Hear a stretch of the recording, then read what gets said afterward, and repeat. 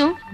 এই আমি রোজ সকালবেলা মেজবৌদিকে 100 গ্রাম মুসুরির ডালের সঙ্গে 2 আঁটি ধনেপাতা বেটে দিই, আর সেটা না মেজবৌদি বেশ ভালো করে গালে মাখে, তারপর ফুসফুটে ফ্যান চালিয়ে ঘন্টা দেড়েক ধরে শুকোয়।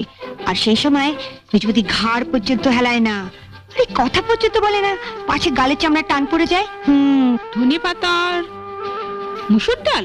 হ্যাঁ গো, মেজবৌদি যখন এ বাড়িতে প্রথম বউ এসেছিল কি খসখসাই না ছিল গাল দুখানা। তারপরে বছর দেড়েক ধরে মুসুরির ডাল আর ধনেপাতার কল্যাণে গাল দুখানা কি ফর্সা আর তেলতেলে হয়েছে। তোমার গাল দুখানা কিরম খসখসে। যাই বাবা, খবরের জন্য দুধটা গরম করে নিয়ে আসি।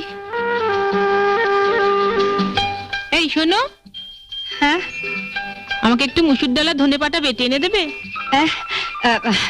মানে ছেলে দুধ গরম করবো, তোমার জন্য মুসুরির ডাল বাটবো, তারপর এটা কাচবো, এক হাতে কত কাজ করবো ছোট বৌদি। খোকনের দুধ না দিলেও চলবে, তুমি বরং